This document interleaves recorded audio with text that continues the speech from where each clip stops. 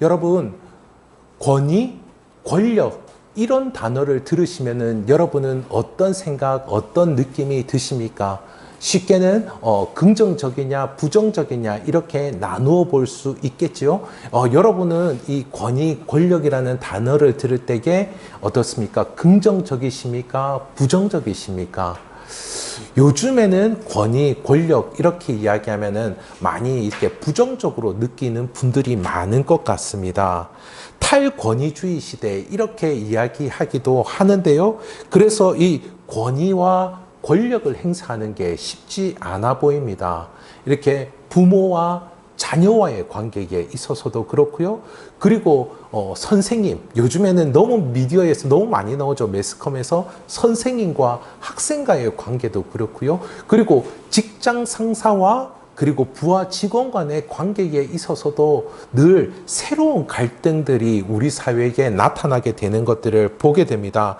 성경에도 보면요, 어떻습니까? 오늘 우리가 읽은 이 본문에서도 하라, 하지 말라, 이렇게 하나님의 계명이 등장하고 있습니다. 이처럼 탈권위주의 시대 속에 살아가는 이 시대 상황 가운데에 하나님의 이 말씀, 이 십계명의 말씀이 쉽게 그 의도가 오해를 받게 되는 것들을 많이 보게 되는데요. 그래서 너무 앞뒤 안 재고 우리들에게 강요하는 것은 아니냐, 이렇게 여기는 사람들이 있다라고 하는 것이죠. 이러한 때에 가장 높은 권위가 되시는 이 하나님, 가장 큰 능력을 가지고 계시는 하나님, 그 하나님의 권위와 권력을 어떻게 보아야 할지 오늘 말씀을 통하여서 우리 함께 살펴보도록 하겠습니다. 먼저 이 십계명은요, 하나님께서 직접 자신이 나타나셔서 하신 말씀임을 우리는 볼 수가 있습니다. 이 말씀 가운데에 하나님의 위엄이 나타난 것이죠. 이제까지 백성들은 하나님의 말씀을 들을 때 어떻게 들었냐면요, 모세를 통하여서 하나님의 말씀을 들었습니다. 모세를 통해서요. 지금 우리는 어떻습니까? 하나님께서 우리에게 이 모든 성경의 말씀을 주셨고, 우리는 예수 그리스도의 이름으로 기도하면은 하나님과 대화를 할 수 있는 놀라운 특권을 가지고 있는 그런 사람인데요. 그런데 이 당시 사람들은 모세가 아니면은 하나님의 말씀을 들을 수 없었고, 자신들의 생각과 자신들의 그 마음들을 이 모세가 없었으면은 하나님께 드릴 수가 없는 그와 같은 상태였습니다. 그런데 이 모세를 통하여서 하나님의 계획을 하라고 그 계획이 이루어지는 것들을 이들이 보게 되었는데요. 애굽에서 10가지 재앙을 내릴 때 하나님이 애굽의 바로 왕보다도 더 높으신 분이고 그 어떤 존재보다도 위대한 분이심을 그들은 모세를 통하여서 보았습니다. 이후에도 마찬가지였지요. 하나님은 이 홍해 바다를 가를 때에도 이 이스라엘 백성들을 인도하여 주셨습니다. 그런데 하나님의 그 놀라운 위엄은 어떻습니까? 이들을 철저히 구원하되 그 반대로 애굽의 군사들은 모두 바다에 수장시켜버리는, 완전히 구분하여서 역사하시는 것들을 보여주었다라고 하는 것이죠. 이렇게 인도하신 하나님께서 모세가 아닌 백성들에게 직접 말씀해 주셨다라는 것은 무엇일까요? 10가지 재앙을 일으키고서 그 모든 애굽의 땅을 쑥대밭으로 만들어버리고 그들을 구원해 주신 하나님, 물론 감사합니다. 그러나 하나님의 놀라운 능력이 철저히 애굽의 심판으로 나타난 것이죠. 그리고 홍해 바다에서도 철저히 심판으로 나타난 그 모습을 볼 수 있었다라는 것입니다. 그리하기에 이들이 모세를 통하여서 하나님의 말씀을 듣지 않고 직접 하나님의 말씀을 들었을 때 어땠을까요? 그들은 두려워 떨었음을 볼 수 있습니다. 출애굽기 20장 19절에서 이렇게 말씀하고 있죠. 유인물에 있습니다. 출애굽기 20장 19절에 이렇게 말씀하고 있습니다. 모세에게 이르되 당신이 우리에게 말씀하소서. 이스라엘 백성들이 이렇게 이야기하고 있다는 거죠. 우리가 들으리이다. 하나님이 우리에게 말씀하시지 말게 하소서. 우리가 죽을까 하나이다. 하나님의 음성을 들었을 때 심판하심에 있어서도 구원하심에 있어서도 명확하게 구분하시는 하나님이셨기에 그들은 이 직접 말씀을 들을 때에 정말 이 무섭고 떨림으로 하나님의 말씀을 들었다라고 하는 것이죠. 그런데요, 여러분, 이렇게 하나님께서 직접 말씀하시는 것은 하나님께서 자신의 백성들에게 친히 다가가 자신을 나타내 주셨음을 이야기하고 있는 것입니다. 직접 말씀하시는 그 하나님께서 그들과 가까이 하고 계시고 그들과 함께하고 있다라고 하는 것이죠. 그러면서 2절에 말씀하시기를 나는 너를 애굽 땅 종되었던 집에서 인도하여 낸 너희 하나님 여호와로다. 이 여호와라는 이름이 모세에게만 아니고 이 이스라엘에게도 직접적으로 주어졌다라고 하는 것입니다. 여러분 한번 보십시오. 마치 이 느낌이 어떠냐면은 저는 대학교 1학년 때 소개팅을 한번 해봤는데 소개팅하는 모습입니다. 하나님께서 자신의 이름을 이야기하고 계세요. 자신을 소개하고 계시다라는 거예요. 하나님께서 소개팅 자리에 직접 나오셔서 자신의 그 음성을 들려주시고 자신의 뜻과 의도를 이야기해 주신다라고 하는 것입니다. 그리고 이 십계명을 말씀하신다라고 하는 거죠. 십계명과 함께 자신을 나타내셨습니다. 그러니까요, 여러분, 십계명은 이와 같은 의미라고 볼 수 있습니다. 내가 너희에게 말만 하는 것이 아니고 나는 이 말씀과 함께 너희와 함께 하겠다라고 하는 것이죠.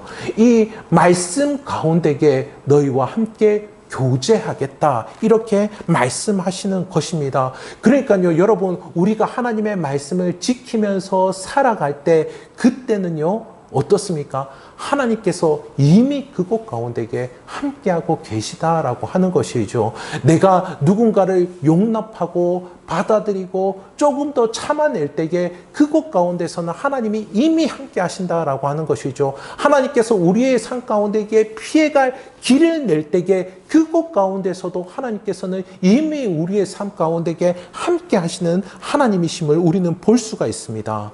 여러분, 우리는 이렇게 법을 만들고 법을 알리신 그 하나님께서 지금 어떻습니까? 입법부에서 법을 이렇게 발의를 하면요, 그냥 행정부에서 그것을 시행하고, 그리고 그것을 판단을 사법부가 합니다. 그리고 그것들은 그냥 문서로 공표되지요. 이것을 누군가가 나가서 이 법 가운데에 함께하며 이 법을 살아내냐 살아내지 못하냐 씨름하는 그 순간 가운데에 함께하는 사람이 아무도 없습니다. 함께하는 사람이 아무도 없다라는 거예요. 네가 지금 누군가를 사랑하냐 사랑하지 못하냐 그 순간 가운데에 용기를 주시고 힘을 주시고 때로는 하나님 또 피해갈 길을 내어주시는 그 하나님께서는 이 법 가운데에 함께 하신다라고 하는 것입니다. 우리가 말씀을 살아내는 그 순간 가운데에 하나님께서는 우리를 만나 주시는 것입니다. 이전에 제가 카톡으로 신앙 상담을 한 적이 있습니다. 카톡이 한참 그 오픈 채팅방이 유행할 때 이게 신앙 상담을 이렇게 해야 되겠다라는 그런 생각이 들어서 이 어떤 한 분을 이렇게 상담을 한 적이 있는데 가정 상황이 너무 힘들었습니다. 너무 힘든 그런 안타까운 상황이었는데 근데 이분이 교회로 인도함을 받고서 교회 안에서 이렇게 많은 그 편안하고 따뜻함을 누렸다라고 해요. 그런데 어느 날 교회에 한 리더분이 오시더니 자기에게 이게 성경 읽기며 기도하고 묵상하는 것들, 이런 것들을 알려주시고 가르쳐 주시더랍니다. 예, 처음에는 그것도 즐겁게 했다라고 그렇게 이야기를 하더라고요. 그런데 어느샌가 이것 역시 숙제처럼 느껴지더랍니다.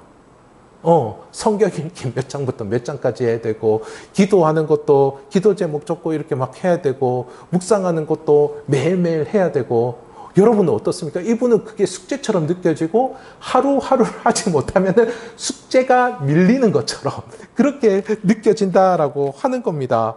저도 청년 때 이거 엄청 많이 경험했습니다. 그래서 그분께 말씀을 드렸습니다. 기도하고 묵상하는 것은 하나님께서 주신 은혜의 방법입니다.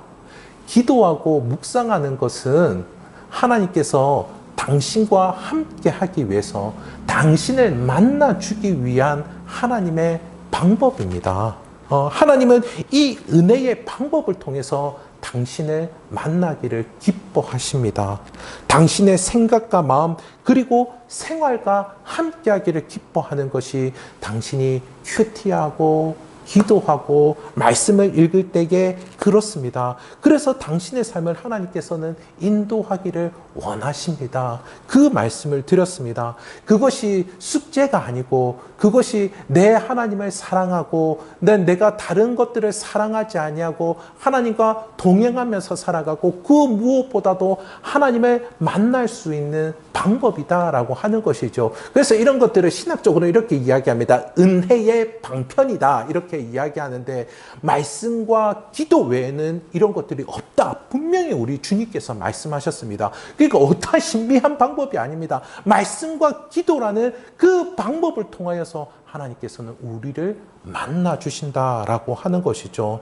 하나님을 말씀을 통하여서 만나십니다. 말씀을 통하여서 우리의 생각과 마음 가운데에 함께하고 계시고 그리고 그것 우리를 위로하시고 격려하여 주시고 또 우리의 생각과 마음을 통하여서 우리의 삶도 이끌어 주시는 하나님을 경험하게 되시기를 간절히 소원합니다. 이처럼 위엄 있으시고 영광이신 하나님과 함께하는 길은 바로 말씀입니다. 하나님께서 내어주신 이 방편, 이것들을 통하여서 하나님을 더욱더 깊이 만날 수 있는 저와 성도님들 되시기를 간절히 소원합니다. 이 십계명의 말씀은요, 단지 법으로 심판하는 조항이 아니고 언약의 말씀임을 기억하시기를 간절히 소원합니다. 신명기 4장 13절에서 이렇게 말씀하는데요. 여호와께서 그의 언약을 너희에게 반포하시고 너희에게 지키라 명령하셨으니 곧 십계명이며 두 돌판에 친히 쓰신 것이라. 이 십계명은요, 법정과 같은 것이 아님을 알 수 있습니다. 분명히 그의 언약을 반포하고 명령을 지키게 하겠다. 이 언약이 바로 십계명이다라고 하는 것입니다. 이 언약은 그러니까요, 이 하나님께서 자기 백성과 말씀으로 약속을 맺으셨다 이렇게 말씀합니다. 우리는 보통 언약하면은 대표적인 언약이 결혼이라고 볼 수 있을 것입니다. 우리 결혼식에 가서 언약하는 것들을 많이 보지 않습니까? 그런데요, 이 언약은 어떻습니까? 보통 이렇게 언약이면은 대등한 두 당사자 간에 맺는 것이 언약입니다. 이렇게 우리가 약속을 함으로 너도 지키고 나도 지키자. 이렇게 지킴으로 우리 함께 행복하게 살자. 이렇게 하는 것이 언약이지 않습니까?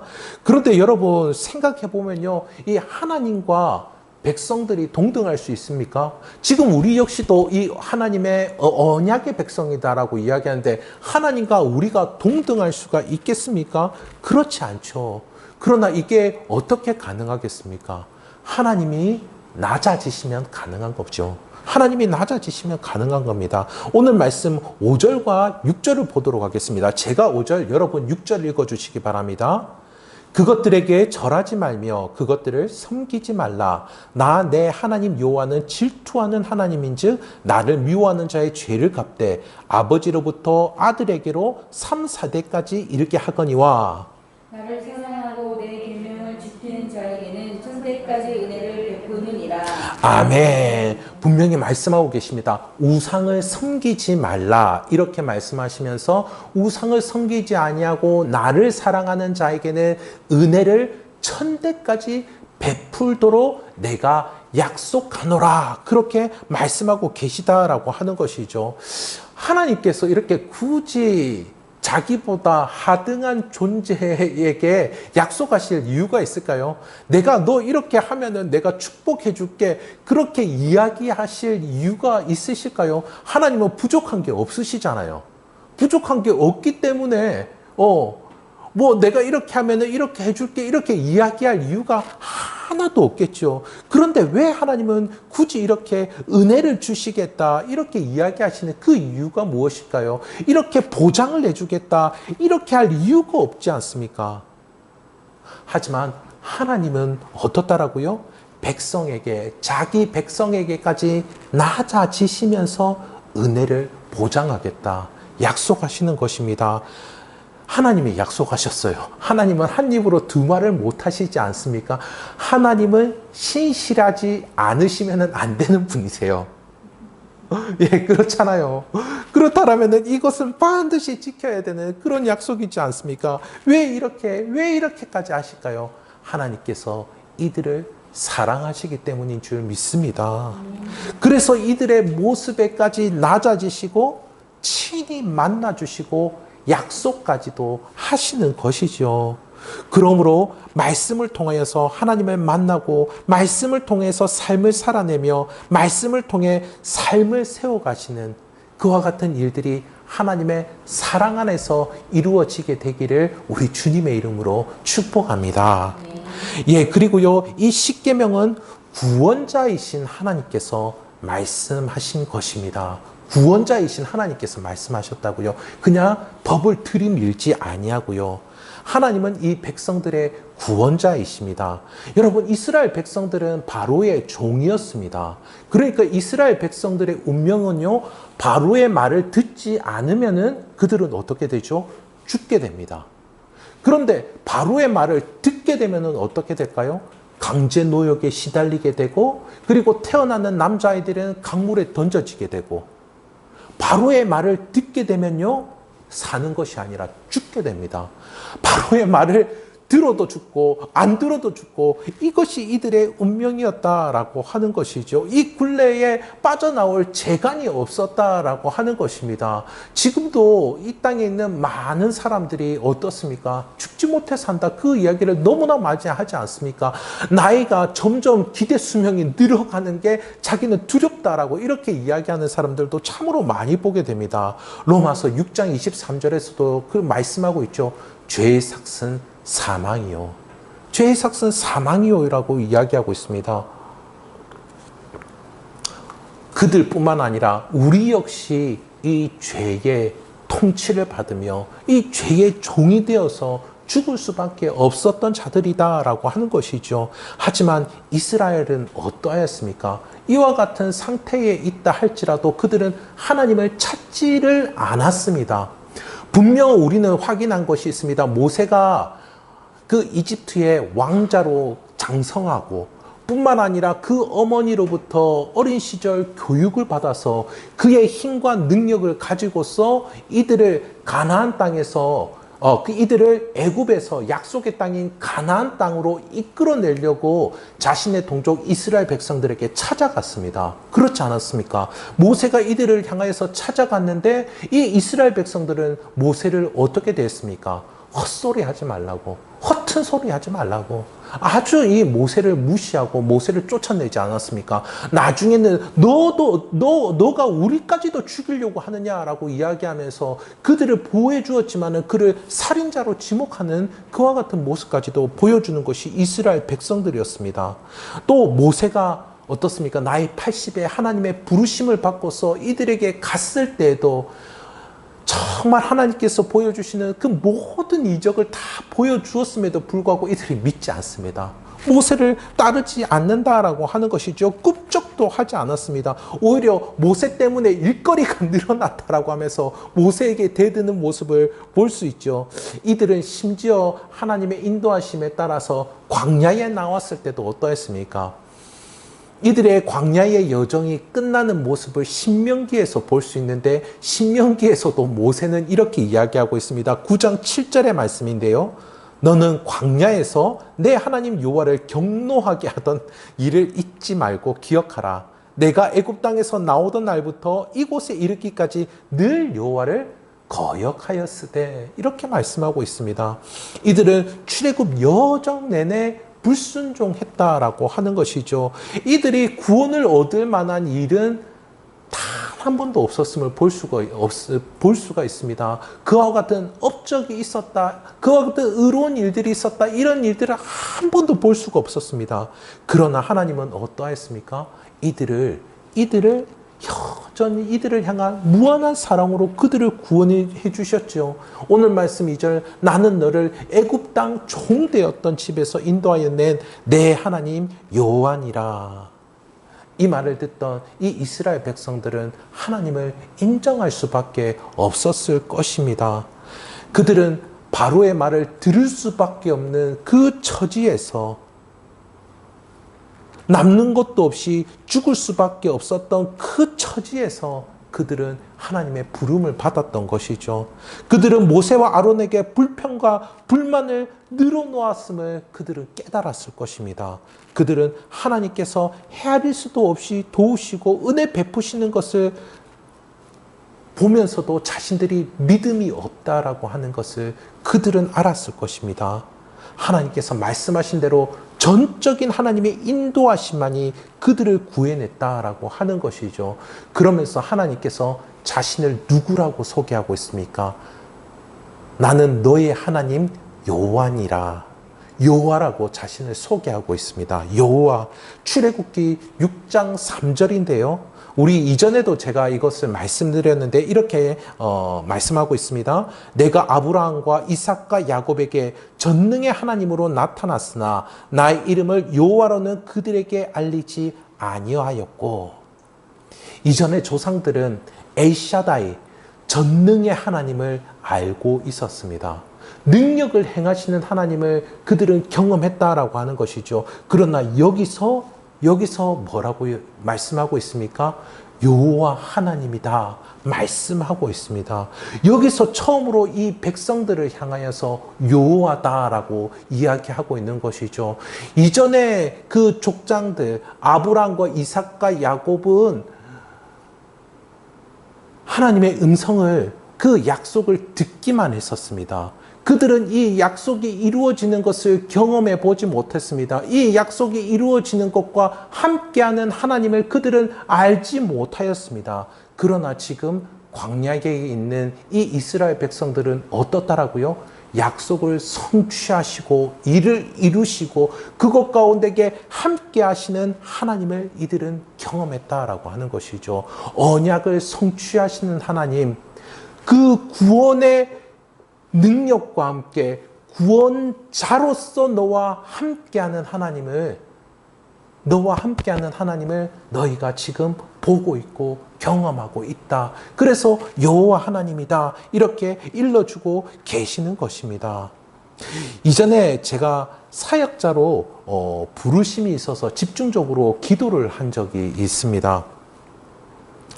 근데 기도를 하러 가기 전에도 그랬고요. 기도를 하면서도 그랬고요. 정말 이게 그 사역자로서의 삶을 살기로 이렇게 그 부르심을 받고서 결단을 하니까 정말 사단의 공격이 많더라고요.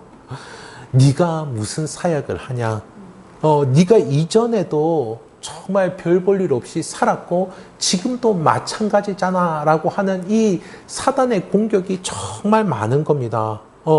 그래서 제가 어떻게 했습니까? 기도하면서 그와 같은 그 정말 불화살처럼 날라드는 그 사단의 음성입니다. 그 에베소서 5장에서 이야기하죠. 사단이 불화살을 쏜다고 우리의 마음 가운데에. 그 불화살이 어떻습니까? 쫙 날라와서 불이 팍 퍼지지 않습니까? 그렇게 야 네가 무슨 사역자냐? 그 음성이 탁 들어오면 마음 가운데 팍 퍼집니다. 이것이. 예.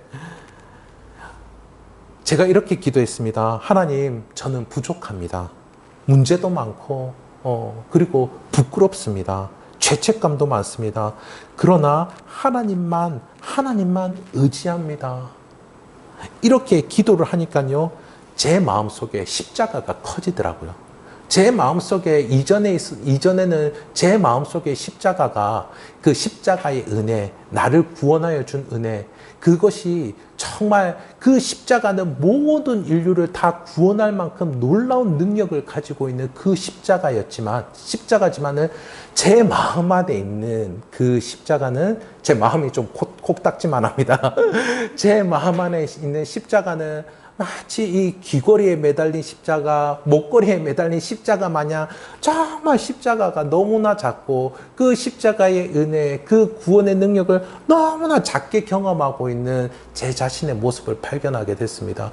그런데요, 제가 그것들을 인정하고서 우리 주님 앞에 무릎을 꿇으니까요, 제 마음 안에 십자가의 능력이 더 커지고 내가 이만큼 너를 구원하고 내가 이만큼 너를 사랑하고 내가 전 인류를 사랑할 만큼 너 하나를 위하여서 내가 십자가에 매달렸음을 그렇게 증거해주는 약속의 말씀, 내가 끝날까지 너와 함께 한다라는 그 약속의 말씀이 딱 마음에 새겨지더라고요. 그게 마음에 새겨지더라고요. 이렇게 하나님의 전적인 구원, 전적인 사랑이신 그 예수 그리스도의 십자가가 우리 마음 가운데에 새겨져 있는 줄 믿습니다. 이스라엘 백성들이 그 여호와 하나님을 직접 경험한 그 이상으로 십자가의 능력이 성령 하나님의 은혜에 의하여서 우리의 심령 가운데에 가득히 차고도 넘치게 될 줄 믿습니다. 이 사랑으로 십계명을 말씀하시는 하나님 앞에 우리는 어떻게 해야 될까요? 이렇게 내가 너와 함께하며 내가 너를 사랑한다라고 하는 이 하나님의 이 사랑 앞에 우리는 어떻게 해야 될까요? 사랑에 대한 순전한 반응은 바로 나도 사랑하는 것임을 믿습니다. 하나님의 사랑 가운데 우리도 사랑으로 반응할 줄 믿습니다. 이스라엘이 애굽 땅 종되었던 집에서 구원을 받은 것처럼 우리 역시 마찬가지입니다. 로마서 5장 8절에서 이렇게 말씀하고 있죠. 우리가 아직 죄인 되었을 때 그리스도께서 우리를 위하여 죽으심으로 우리에게 대한 자기의 사랑을 확증하셨느니라. 이 일을 하기 위해 예수님은 어떻습니까? 말씀이 육신이 되어 오시고 그리고 그 육신이 갈기갈기 찢겨지기까지 우리를 위하시는 분이심을 우리는 볼 수 있습니다. 이렇게 함께 하시는 사랑, 그리고 수치심과 죄책감으로 물들어 있는 이 자를 향하여서 하시는 그 사랑, 죽기까지 하시는 그 사랑을 품고 지금 말씀하고 계시다라는 거예요. 그 사랑을 품고서 십계명을 이야기하고 계시다라는 거예요. 너 하나님을 사랑하고 이웃을 사랑하거라. 이렇게 말씀하고 계십니다. 예수님도 이 땅에 오셔서 어떻게 하셨습니까? 하나님의 말씀에 순종했습니다. 이 말씀 그대로 하나님을 사랑했고요. 그리고 이웃을 자기의 몸 이상으로 사랑하셨죠. 그리하게 이웃인 우리들을 향하여서 자신의 목숨까지도 내어주지 않으셨습니까? 하나님께서 찾으시는 것은 무엇일까요? 하나님께서 찾으시는 것은 순종일까요? 하나님께서 원하시는 것은 정말 하나님을 사랑함으로 순종하는 것임을 믿습니다. 마음을 다한 사랑에 진정한 순종이 있음을 하나님께서는 알고 계십니다. 하나님은 알고 계십니다. 신명기 6장 5절 6절 말씀이죠. 너는 마음을 다하고 뜻을 다하고 힘을 다하여 내 하나님 여호와를 사랑하라. 오늘 내가 내게 명하는 이 말씀을 너는 마음에 새기고. 여기서의 이 말씀은 바로 십계명입니다. 십계명. 마음을 다하고 뜻을 다하고 힘을 다하여 여호와 하나님을 사랑하라 말씀하고 계시죠. 여기서 분명히 내 하나님이라고 말씀하고 있습니다. 여러분, 십계명이 나올 때마다 이 단수인지 복수인지를 늘 확인해 보십시오. 너의 하나님 여호와다라고 그렇게 이야기하고 있습니다. 너희의 하나님 여호와라 이렇게 이야기하지 않습니다. 오늘 출애굽기 20장에서도 마찬가지입니다. 이후에 오늘 모든 그 인용했던 본문을 보면은 십계명이 나올 때마다요 뭐라고 이야기하냐면 다 단수입니다. 너의 하나님 여호와 그렇게 말씀하고 계시다라고 하는 것이죠. 너 한 사람입니다. 너 한 사람. 너희 집단이 아니고 너입니다. 여러 백성들을 다 앞에 놓고 있는데 그런데 너의 하나님, 너는 이렇게 말씀하고 있다라는 것이죠. 너희 중에 한 사람 한 사람이 하나님과 언약을 맺고 있다. 가르치고 있습니다. 십계명을 따르는 데 있어서 너 바로 나 한 사람이 하나님 앞에 말씀을 따르는 책임이 있다. 이렇게 말씀해 주고 있는 것이죠. 너에게까지 낮아지며 친히 너와 함께 하시는 하나님, 너에게 자신의 이름을 걸고서 약속하시는 하나님, 하나님의 백성인 너, 내 자녀인 너, 바로 나 한 사람이 십계명을 따라 살도록 명하고 있습니다. 하나님을 사랑하고 내 이웃을 사랑하라라고 말이죠. 그래야게 우리가 어떻습니까? 나 한 사람이 이 일들 가운데 행함으로 말미암아 한 사람 아담이 죽음으로 이끈 것과 같이 한 사람 예수 그리스도께서 생명으로 이끄신 것 같은 그와 같은 일들이 일어나게 된다라고 하는 것이죠. 나 한 사람이 우리의 가정에서, 나 한 사람이 우리의 교회에서, 나 한 사람이 일하는 그 일터의 현장에서 그것 가운데에 나 한 사람이 이 말을 따라 행할 때에 하나님께서 주신 은혜가 천대 만대까지 내려지리라, 그렇게 하나님께서 약속하고 계십니다. 말씀을 맺도록 하겠습니다. 십계명의 서문은 이렇게 이야기하고 있습니다. 내가 너에게 약속할게. 내가 끝날까지 너를 사랑한다고 약속할게. 지금처럼 하나님은 억지 순종이 아니라 사랑으로 드리는 기쁨의 순종을 원하십니다. 그러므로 성도 여러분, 하나님께서 나를 종되었던 자리, 수치심과 죄책감이 있던 그 자리에서 구원하여 주셨음을 기억하십시오. 그리고 계명을 지킬 때마다 그 순간마다 이미 나와 함께 하시는 그 하나님이 계심을 잊지 마십시오. 그리하여서 내가 그 계명을 지킬 때 나를 사랑하고 내 계명을 지키는 자에게 천대까지 은혜를 베푸신다라는 그 약속의 말씀을 믿음으로 붙드시기를 간절히 소원합니다. 오늘도 복음의 은혜 안에서 하나님을 사랑하고 이웃을 사랑하는 삶으로 나아가시는 저와 성도님들 되시기를 우리 주님의 이름으로 축복합니다. 이 시간 우리 함께 찬양하도록 하겠습니다. 우리 주님의 정말 사랑 가운데에 우리의 온 마음이 그곳 가운데에 매여 있기를 간절히 소원합니다.